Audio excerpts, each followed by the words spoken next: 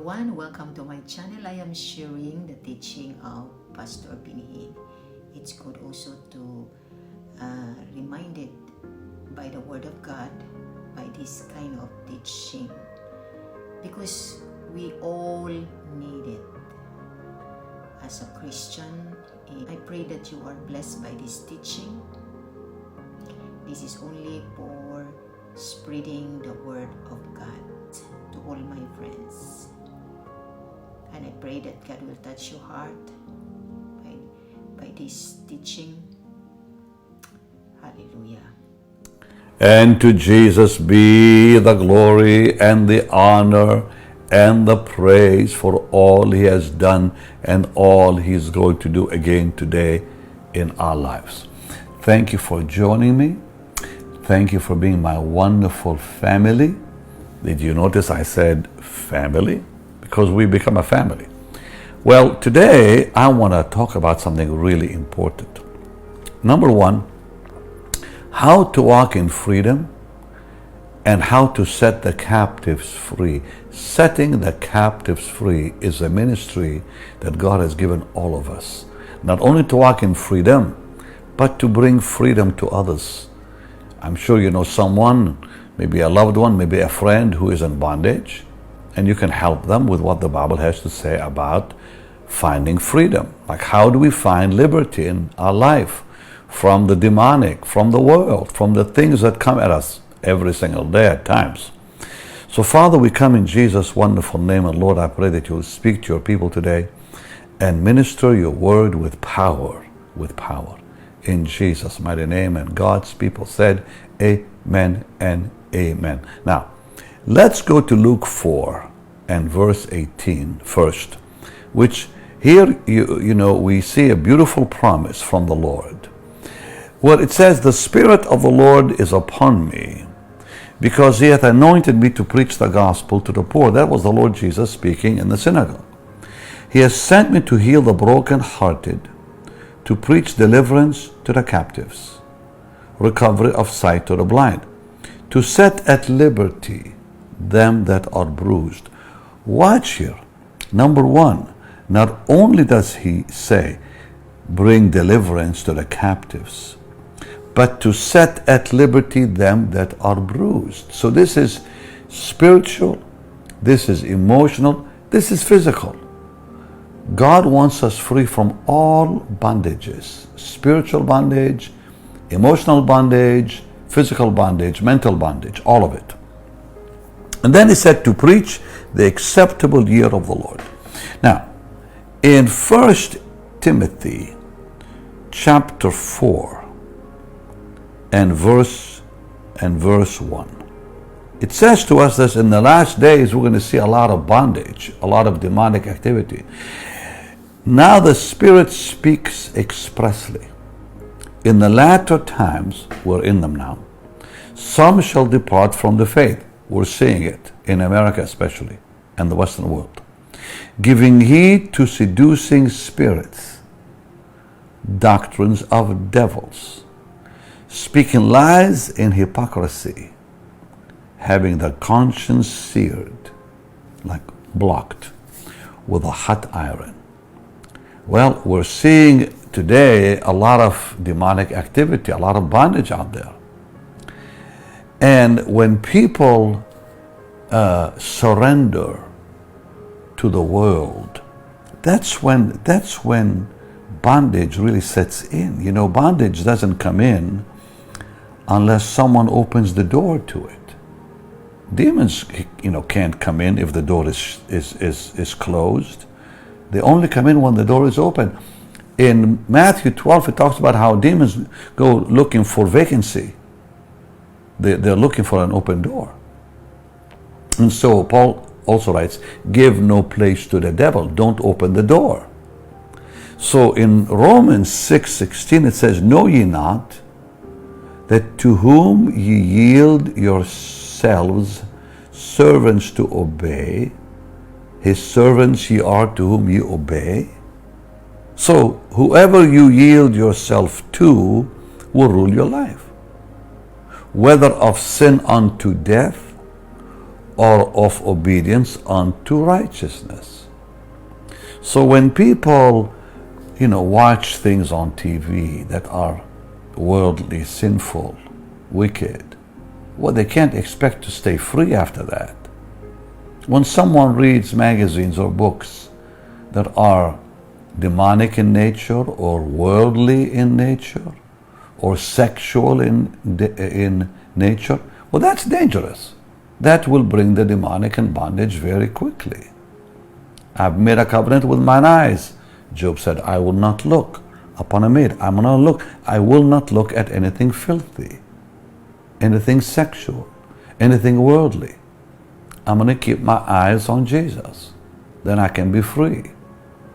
So the Bible warns us that if we open our life to the world will control us.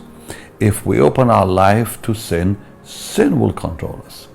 If we open our life to the Lord, righteousness will control us. So simple. And then Peter said in 2 Peter, but I'm going to give you a list of things to kind of look out for in just a few minutes here, because that will help you, I'm sure. But look with me at 2 Peter chapter 2.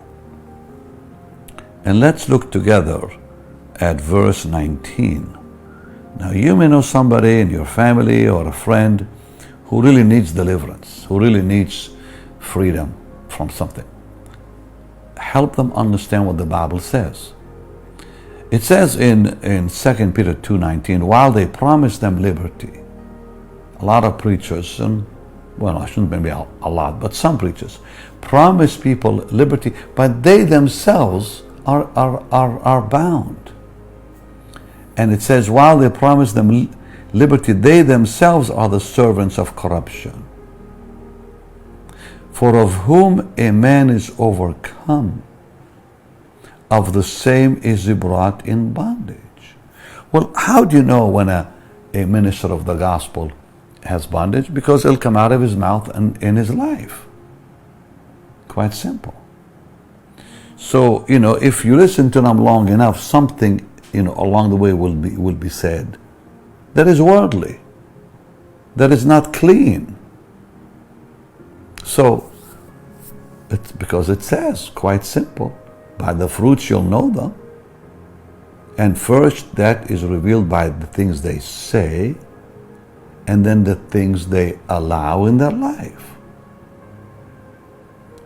That never really stay hid, because God always reveals it, Unless they repent, well, then it's different. God will keep it hidden if they repent, because love covers a multitude of sins. God's love will cover it if they go to the Lord with a broken heart like David did, and say, Lord, I'm sorry. So thank God for that. But the Bible says very, very, very clearly that of whom a man is overcome, verse 19, 2 Peter 2, for of whom a man is overcome, the same is he brought in bondage. Now, let me say something to you, very important. Demons will overcome someone eventually. It doesn't happen like overnight, by the way, because God protects his children, but only for so long. And he will work with them. He will convict them.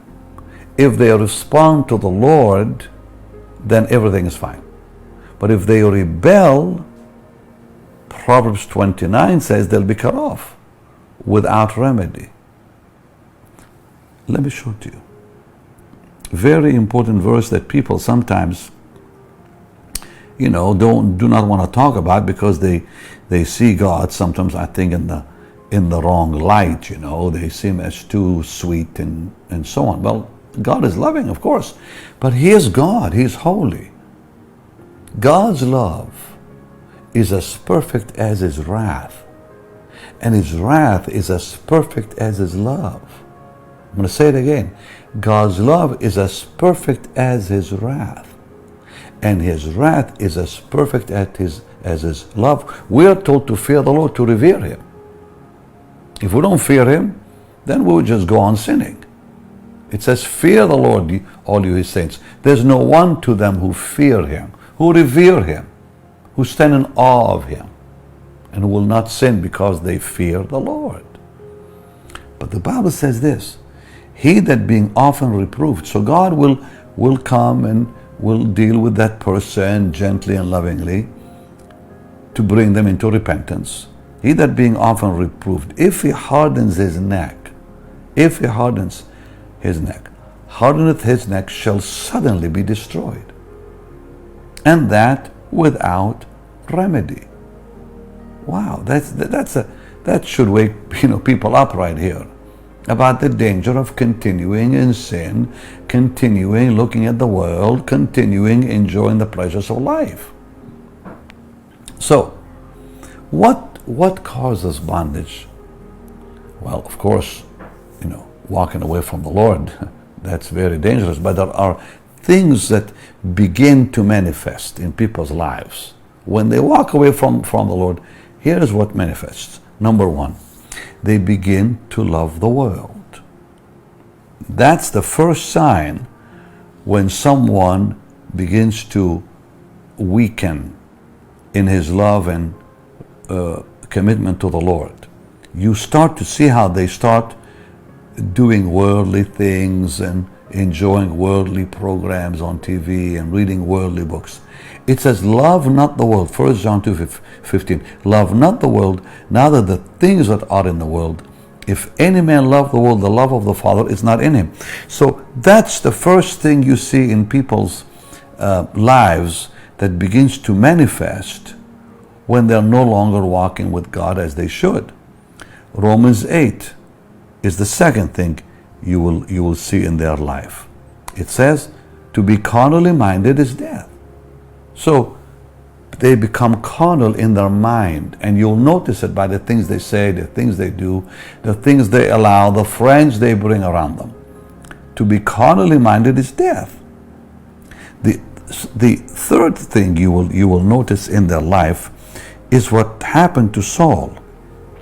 In 1 Samuel 15, what do we see in his life? We see rebellion. Rebellion is the third thing you'll see when someone is walking away. And that's, getting really into danger zone.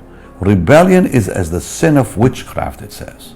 Stubbornness is as iniquity and idolatry. So when people begin to display rebellion, they begin to question the Word of God. They begin to question, did God really, say that? Did God really mean that? Because Samuel said, you've rejected the word of the Lord. You've rejected the word of the Lord. So he says you are stubborn. Rebellion is in your life because now, and as a result, you've rejected the word of the Lord. So when people question the Bible and question, did God really say that and say this? It's because of rebellion.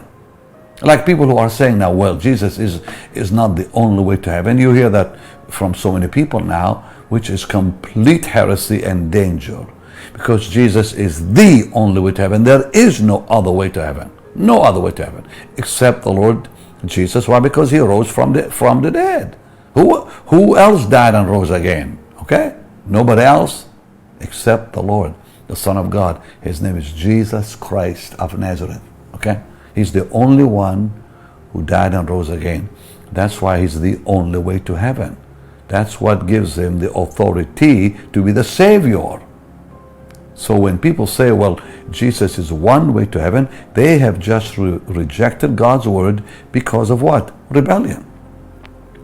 Now, the other thing you will see in people who are walking away from the Lord, from the scriptures, is something very, very easy to detect. 2 Timothy chapter 2, verse 16 and 17, it says, shun profane and vain babblings. They start saying foolish things. Shun profane and vain babblings, for they will increase unto more ungodliness. Wow. Did you hear that, Chad? When people start saying things, well, I'm saying it because we've been talking about that, by the way, he and I. When people start saying things that are foolish, things that they say, It's because they're going into ungodliness. It says, shun profane and vain babblings, for they will increase unto more ungodliness. Something else that you can easily also see in people's lives that says to you they are not walking with the Lord as they should, and that is laziness. It says the way of the slothful man is as a hedge of thorns. Wow. Oh, I don't feel like going to church today. I'm too tired. That's called laziness. Oh, I don't feel like reading the Bible. I just don't feel like praying today. I'm just worn out. Because they've walked away from the Lord. Laziness.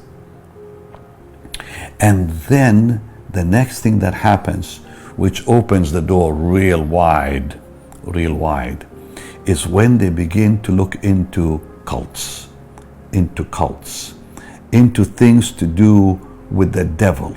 In Deuteronomy 18 and verse 10, do you remember what happened to Saul as he began walking away from the Lord?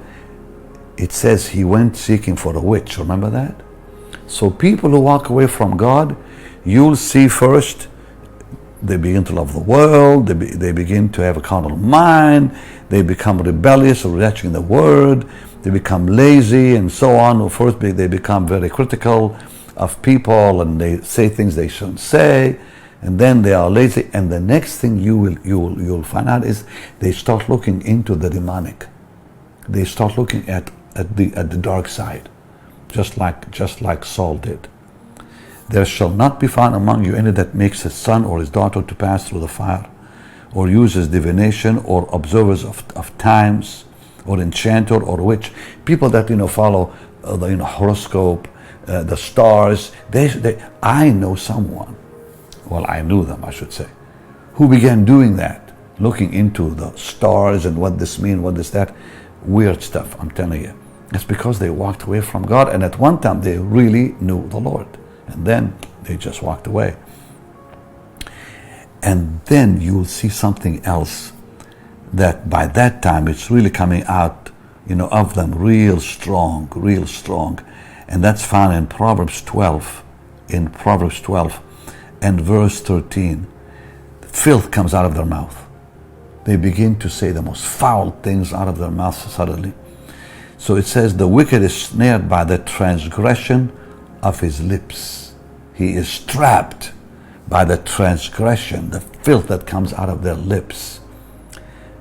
And finally, they can't forgive anybody. Unforgiveness. Matthew 18 talks about how when people do not forgive, that's like the last straw.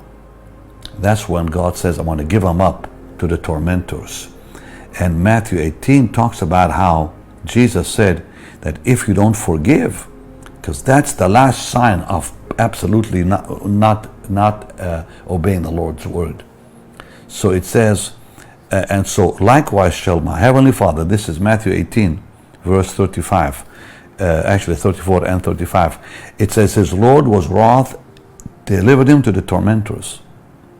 So likewise shall my heavenly Father do also unto you, if ye from your hearts forgive not everyone his brother their trespass. So, let's say someone has reached that place. What do they do? How can you help them? Here's the only way that I know out. Number one, Isaiah 58. In Isaiah 58, the Bible talks about the kind of fasting that really brings people out of bondage. Sometimes you really have to take that very, very seriously with fasting and go to the Lord and just call on him and show him you really mean it. So it says here something powerful. Wow. Verse 6 of Isaiah 58. Is not this the fast I have chosen, to loose the bands of wickedness, to undo heavy burdens, to let the oppressed go free, that you will break every yoke. Every yoke. So fasting is very important when it comes to breaking bondage. Because God says, is not this the fast I have chosen that will loose the bands of wickedness, that be free from bondage, that will remove heavy burdens, that will let the oppressed go free, that you break every yoke. And when you are in such a place, begin to do things immediately that will help the poor, because God looks at that very kindly. Is it not to deal your bread to the hungry, and that you bring the poor that are cast out to your house? When you see the naked, cover him. And then it says, verse 8, then will your light break forth like the morning, and your health will spring forth speedily, and your righteousness will go forth before you, and the glory of the Lord will be your reward. Wow. Not only fasting, but showing love for the poor brings deliverance, believe it or not. Nobody probably mentions this when they talk about this. But I see in the book of Isaiah where God says you fast, and while you fast, you take care of the poor. You help the needy. So don't tell anyone you're fasting, like the Lord said. Fast unto God, and then say, Lord, I'm going to prove to you that I want to change. So you start giving food to the hungry, clothing to the naked, doing things that God wants us to do. Doing it for His saints. You know, I know people say, well, I'm going to help the poor. But who? Which ones did Jesus talk about? Remember what He said in Matthew? He said in the last days, He will look and say, whatever you've done to my brethren, you've done it to me. So when people help the poor, and they help the wicked who are poor, or the worldly people who are poor, well, that will bring them some blessings. Some blessings. But when you help the believers who are poor, that's really big news with God. The apostles made a decision, and they told Paul the apostle when he came to visit them, they said, make sure you take care of the poor. They did not mean the world. So when someone says, I'm helping the poor, they often mean the world. The world. Now I know I'm going to get some probably bad feedback on this, but I'm going to stick with the Bible. I'm going to stay with the Bible. Jesus said, if you have done it to the least of these my brethren, you have done it to me. Well, you know what? Paul the apostle writes in Corinthians, 1 Corinthians 13, if we give all our money to the poor and we have no love for the Lord, it means nothing. It means nothing. Because when he talks about love and charity, it's for the Lord Himself. We're to love the Lord. And he says, if we give our money to the poor and everything to the poor and have not love, meaning for the Lord, it means nothing. So when people give their money to good causes, like I said, it'll bring them some blessings, but God says, my brethren. Jesus said, my brethren. That's why I'm so strong on this. So begin to bless people in church who are members of the church, who are in need, and watch how God will set you free from bondage. And finally, fill your life with the Word of God. Get the Word of God in your life in such a way there will be no space for bondage. No space for bondage. When demons come looking for vacancy, they're looking for the Word. They're not looking for the gifts. Okay? They're looking for the Word. A lot of people who have the gifts have demons too. But when the Word is in there, there'll be no devils in there. Blessed are they, Psalm 119, verse 1, 2, and 3. Blessed are the undefiled in the way. Well, undefiled means no bondage, liberty, who walk in the law of the Lord. Blessed are they that keep His testimony, that seek Him with the whole heart. They also do no iniquity, meaning they're living free from sin. They walk in His ways. Well, I can assure you, His ways are freedom. His ways means people are living in liberty because Jesus has set them free. So I gave you the answer. Isaiah 58, fasting, taking care of the poor in the church, get the word in you. Boy, that will do the job right away, I'm telling you, saints. I've seen it happen in many people's lives. Father, in Jesus' name, you said that we will walk in freedom and bring freedom to others, liberty to others. Now, Lord, use this teaching to bless your people. Use this teaching to speak to your people. And Lord, use this teaching to bring liberty to many through your people. In the name of Jesus, I give you the praise. And God's people said, Amen and amen.